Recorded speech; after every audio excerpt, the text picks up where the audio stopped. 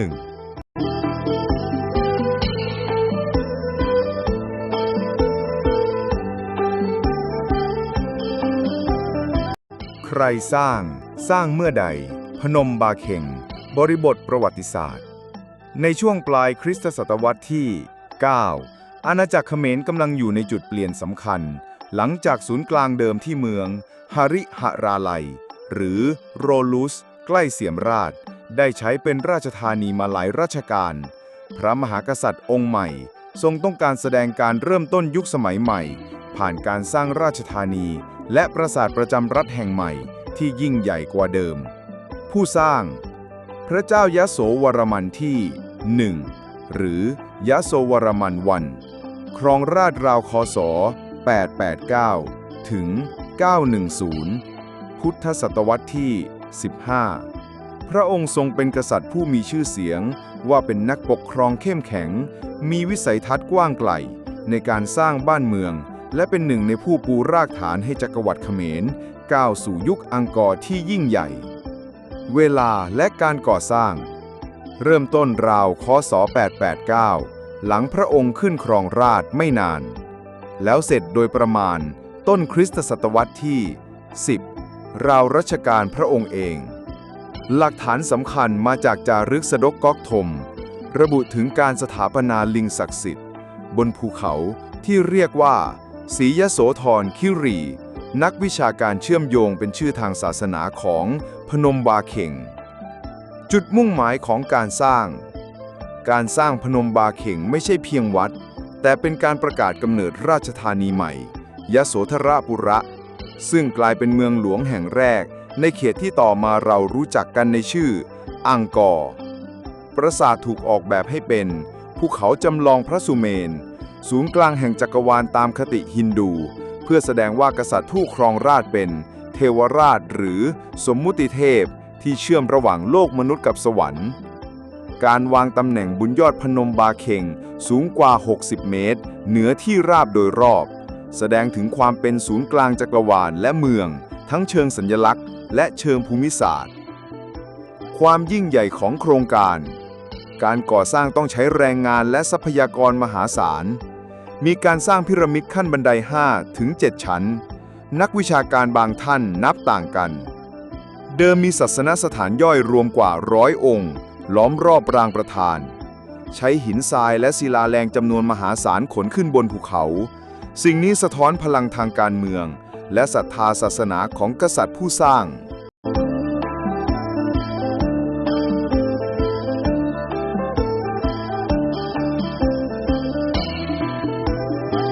พนมบาเค็งไม่ใช่เพียงซากปราสาทบนยอดเขาแต่คือสัญลักษณ์แห่งการกำเนิดของนครหลวงอังกอร์ผู้สร้างคือพระเจ้ายโสวรมันที่ 1ผู้ครองราชย์ระหว่างคริสตศตวรรษที่ 9 ถึง 10ทรงเลือกยอดเขาสูงกลางที่ราบเขมรเป็นสถานที่ประกาศความยิ่งใหญ่ก่อสร้างปราสาทภูเขาที่แทนเขาพระสุเมรุด้วยจุดมุ่งหมายให้เป็นทั้งศูนย์กลางจักรวาลศูนย์กลางศรัทธาและศูนย์กลางอำนาจการปกครองนี่คือจุดเริ่มต้นของอาณาจักรเขมรยุคอังกอร์ที่จะรุ่งโรจน์ต่อมาอีกหลายศตวรรษ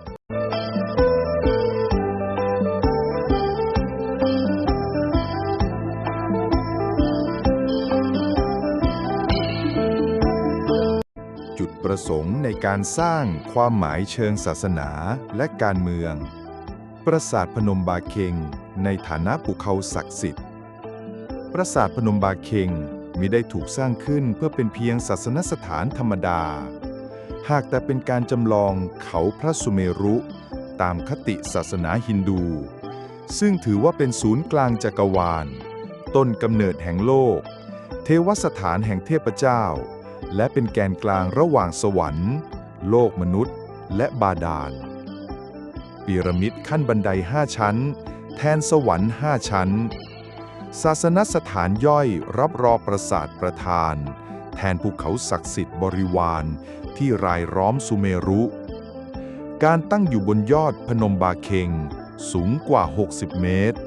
สื่อถึงการยกโลกมนุษย์ขึ้นสู่แดนเทพในเชิงศาสนา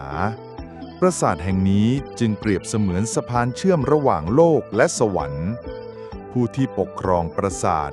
ย่อมมีสถานะเป็นเทวราชาผู้เป็นสมมุติเทพความหมายทางการเมืองการสถาปนาอำนาจพระเจ้ายโสวรมันที่ 1มิได้สร้างพนมบาเคงเพื่อความศรัทธาเพียงอย่างเดียวแต่ยังเป็นการประกาศอำนาจทางการเมืองอย่างชัดเจนการย้ายราชธานีก่อนหน้านี้เมืองหลวงอยู่ที่หริราลัยหรือโรลูโอสพระองค์ทรงเลือกสร้างนครหลวงใหม่ยโสธรปุระหรือยโสธรปุระโดยให้พนมบาเคงเป็นศูนย์กลางการกระทำนี้สะท้อนการเริ่มต้นยุคใหม่และแสดงถึงพลังของกษัตริย์ที่สามารถเปลี่ยนผังเมืองทั้งอาณาจักรได้ศูนย์กลางจักรวาลเท่ากับศูนย์กลางอาณาจักรเมื่อปราสาทบนยอดเขาแทนเขาพระสุเมรุนั่นหมายถึงว่าเมืองและจักรวรรดิทั้งมวลโคจรอยู่รอบๆพระองค์นี่เป็นสัญลักษณ์ว่ากษัตริย์ไม่เพียงปกครองมนุษย์แต่ยังปกครองในนามเทพเจ้าการแสดงอำนาจเชิงภูมิศาสตร์ยอดพนมวาเคงสามารถมองเห็นพื้นที่กว้างไกลของที่ราบอังกอร์ตำแหน่งนี้ทำให้เมืองใหม่ถูกควบคุมได้ทั้งเชิงกายภาพและเชิงสัญลักษณ์เป็นเสมือนจุดสูงสุดที่ทุกสายตาต้องมองขึ้นไป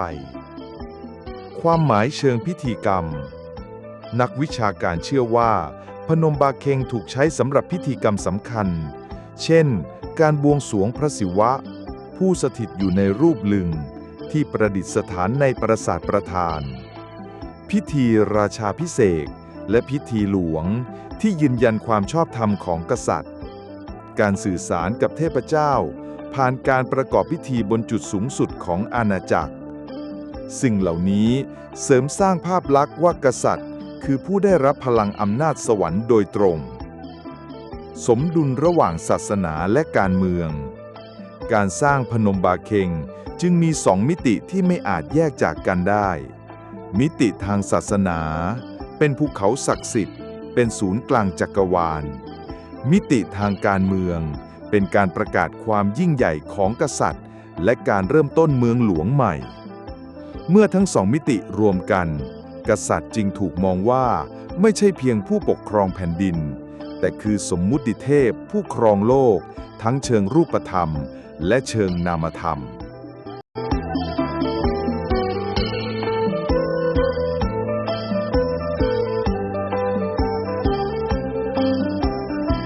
บนยอดเขาสูงที่ทอดตัวกลางที่ราบอังกอร์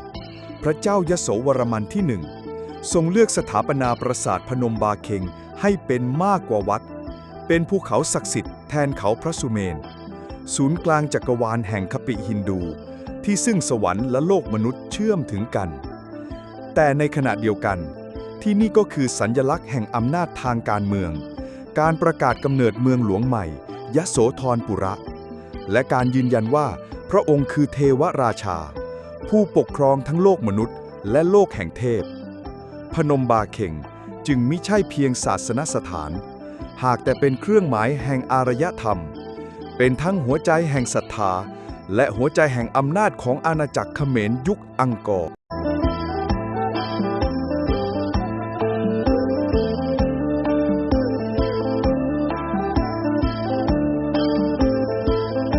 สถาปัตยกรรมและสัญลักษณ์เด่นภูมิสถาปัตย์ภูเขาศักดิ์สิทธิ์กลางเมืองยอดพนมบาเคงคือเนินหินธรรมชาติที่ถูกแปลงความหมายให้กลายเป็นภูเขาศักดิ์สิทธิ์ของรัฐใหม่ยโสธรปุระ การเลือกตั้งศาสนสถานประจำรัฐบนจุดสูงสุดของภูมิประเทศสื่อว่าราชอำนาจตั้งอยู่เหนือและคุมภูมิทัศน์ได้ทั้งเชิงสัญลักษณ์และเชิงยุทธศาสตร์จากยอดปราสาทลำดับผังเมืองถนนคูน้ำและทุ่งนาคลี่ตัวออกไปเหมือนวงคลื่นรอบศูนย์กลางจักรวาลเทวสถานภูเขาแบบพีระมิดขั้นบันไดแก่นของพนมบาเข่งคือพีระมิดขั้นบันไดสอนขึ้นไปเป็นชั้นๆฐานล่างกว้างใหญ่ค่อยๆไล่ระดับจนถึงยอดบนสุดซึ่งเป็นที่ตั้งปรางประธานสถาปนิกออกแบบให้ทางขึ้น4ทิศตัดแกนการเมืองและพิธีกรรมของเมืองบันไดชันมากโดยตั้งใจให้ผู้ขึ้นไปประกอบพิธีรู้สึกถึงการก้าวข้ามโลกสู่แดนเทพ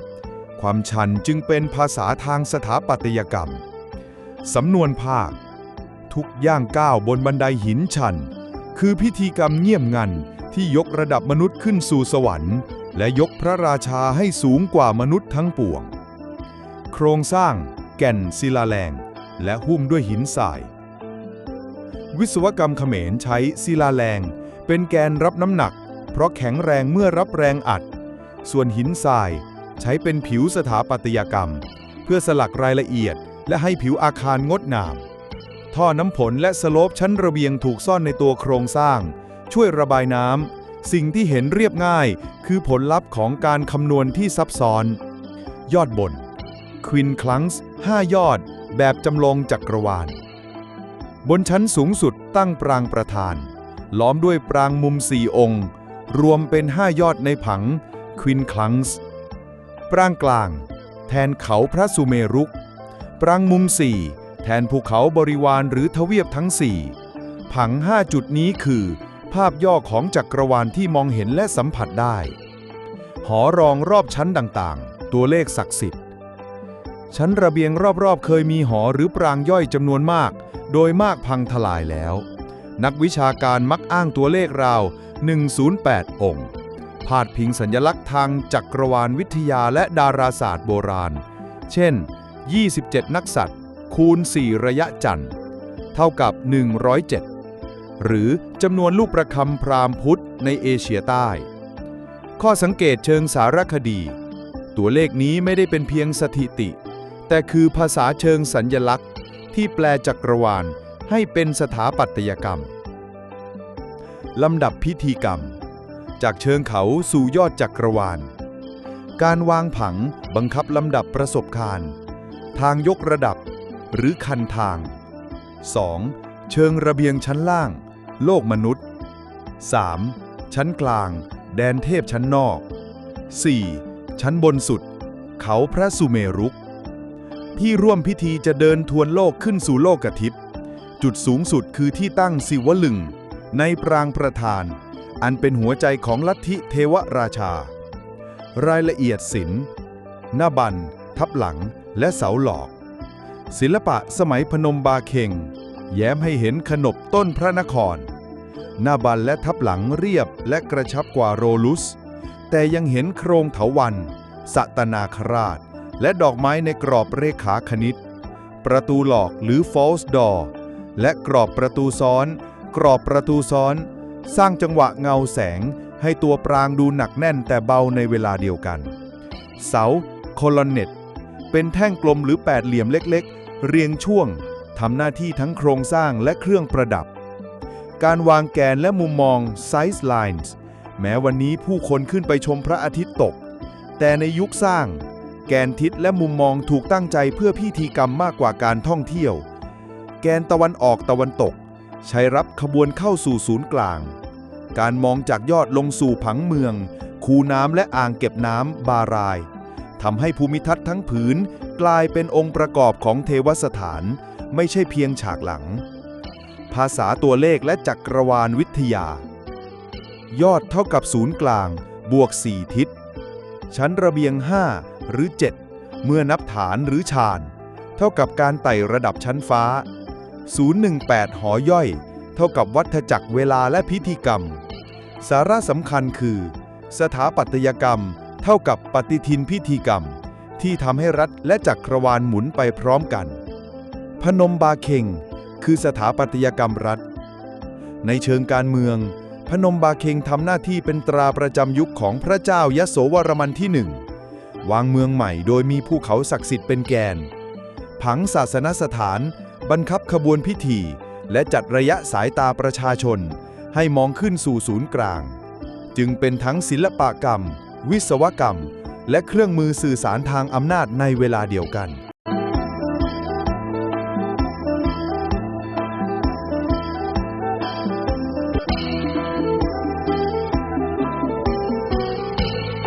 ยอดปราสาทบนเนินหินธรรมชาติที่สูงที่สุดของที่ราบอังกอร์มนุษย์แปรรูปภูเขาให้กลายเป็นจักรวาลพนมบาเค็งคือภูเขาศักดิ์สิทธิ์ที่รัฐสร้างขึ้นเพื่อสถาปนาอำนาจของกษัตริย์และสถาปนาระเบียบของโลกความชันของบันไดไม่ใช่อุปสรรคมันคือพิธีกรรมทุกก้าวที่ไต่ขึ้นคือการละวางความเป็นมนุษย์ทีละชั้นจนไปถึงจุดที่สวรรค์กับโลกสัมผัสกันบนยอดสูงสุด5 ยอดในผังควินคังส์แผ่ประกายสัญลักษณ์ยอดกลางคือเขาพระสุเมนยอดทั้ง4คือภูเขาบริวารโลกทั้งผืนถูกย่อไว้ในสี่เหลี่ยมระเบียงหอเล็กๆที่รายรอบมิใช่เพียงซากหินตัวเลขของมันผูกกับจังหวะดวงจันทร์ฤดูกาลและพิธีกรรมตัวเลขกลายเป็นสถาปัตยกรรมและสถาปัตยกรรมกลายเป็นปฏิทินของเรา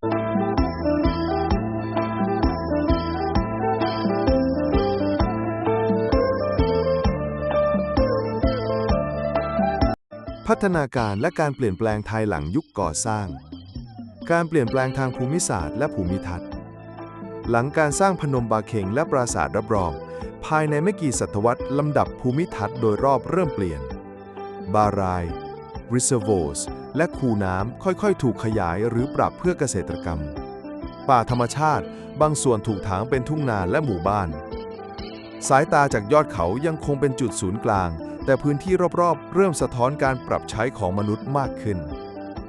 แม้ยอดเขาจะยังคงเงียบสงัดแต่รอบภูเขาเริ่มถูกมนุษย์ปรับเปลี่ยนเป็นทุ่งนาและหมู่บ้านเล็กๆสะท้อนถึงการดำรงชีวิตและพัฒนาการของชุมชน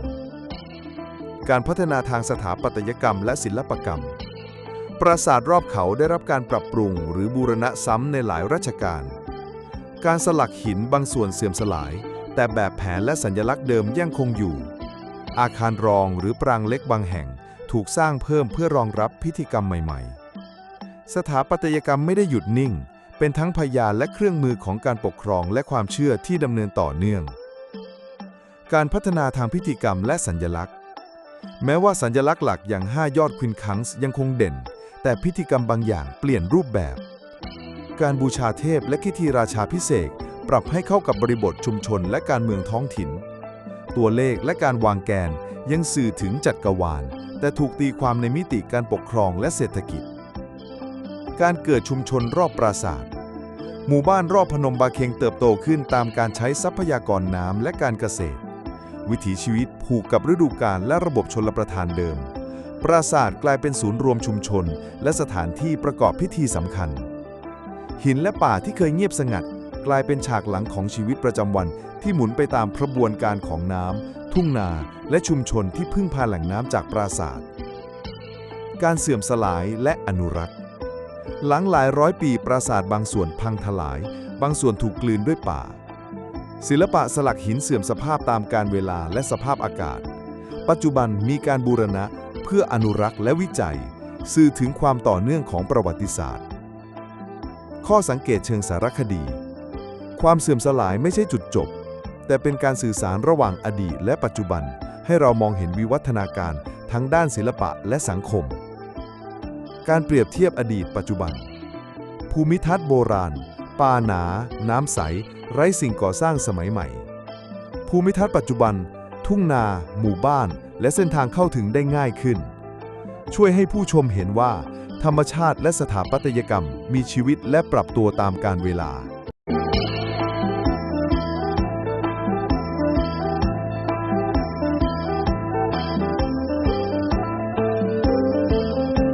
พนมบาเค็งและปราสาทรอบเขา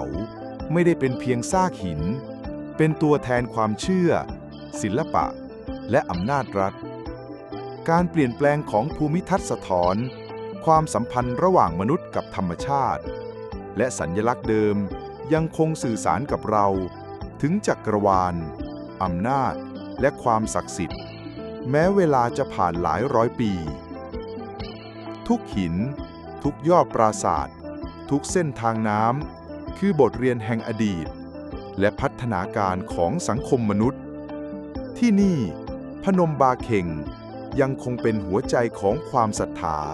และภูมิทัศน์ที่ดำรงอยู่ตลอดกาล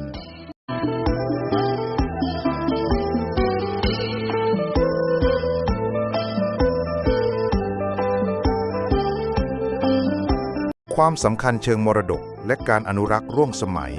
พนมบาเค็งในฐานะมรดกโลกพนมบาเค็งในฐานะมรดกโลก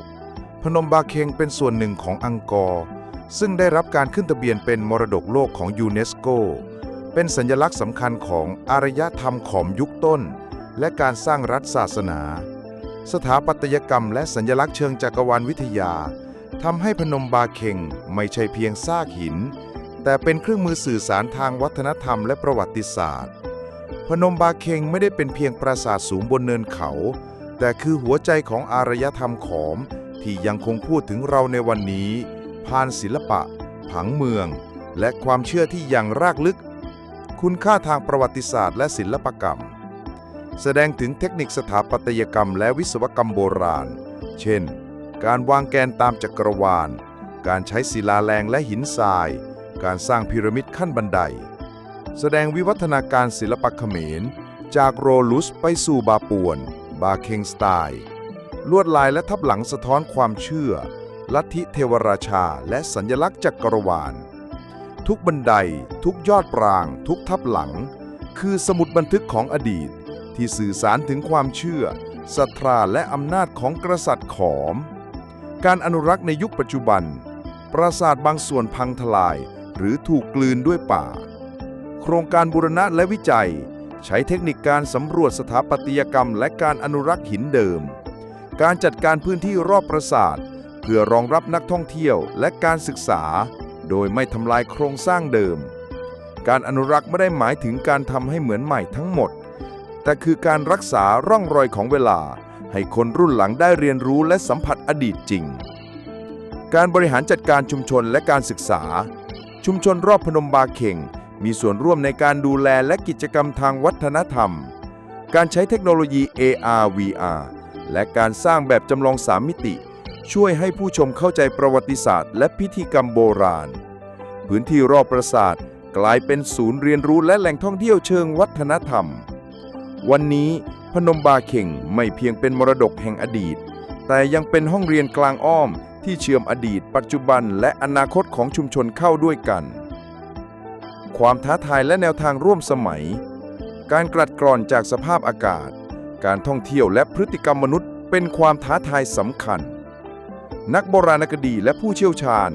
ต้องใช้วิธีป้องกันและฟื้นฟูแบบยั่งยืนเช่นการเสริมโครงสร้างภายในการจัดเส้นทางชมและการติดป้ายให้ความรู้การวิจัยเชิงวิเคราะห์ร่วมกับเทคโนโลยีสมัยใหม่ช่วยให้รักษาความสมบูรณ์ของปราสาทและภูมิทัศน์โดยรอบได้การอนุรักษ์ไม่ใช่แค่การป้องกันความเสื่อมสลายแต่คือการสร้างความสมดุลระหว่างผู้คนธรรมชาติและมรดกทางวัฒนธรรมคุณค่าเชิงการศึกษาและสังคมพนมบาเค็งเป็นสื่อการเรียนรู้เชิงลึกสำหรับนักเรียน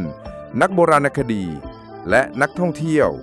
เปิดโอกาสให้เข้าใจความเชื่อการเมืองศิลปะและวิศวกรรมโบราณในบริบทเดียวกันการอนุรักษ์ร่วมสมัยช่วยให้มรดกนี้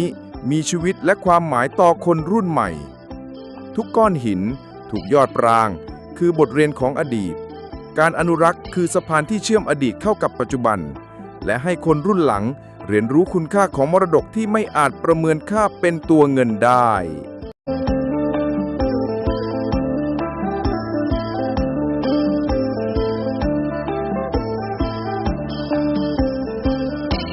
มิติความขัดแย้งทางพื้นที่และอำนาจพนมบาเค็ง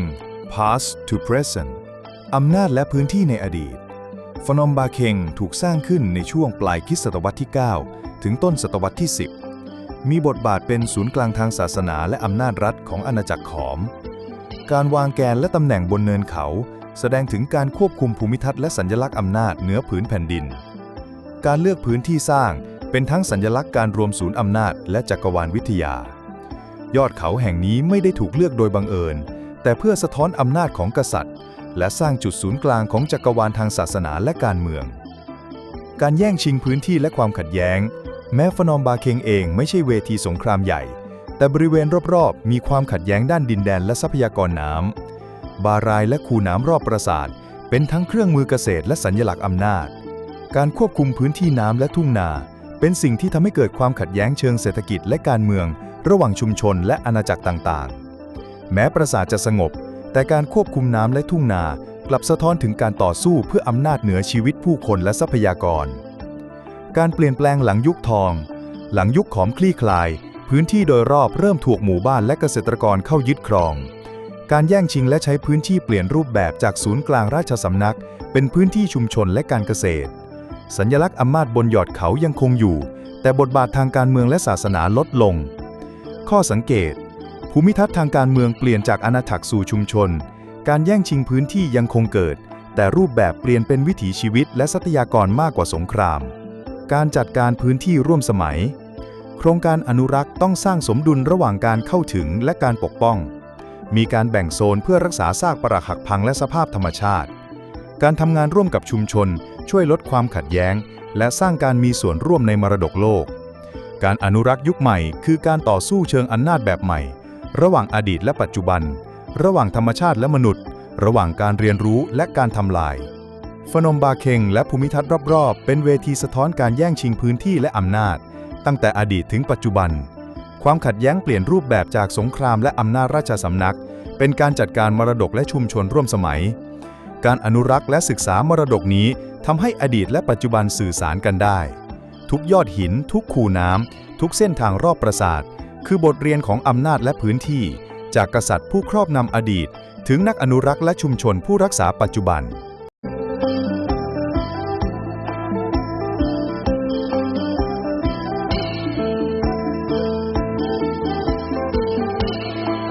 ความสำคัญของพนมบาเคงหรือพนมบาเคง Why It Matters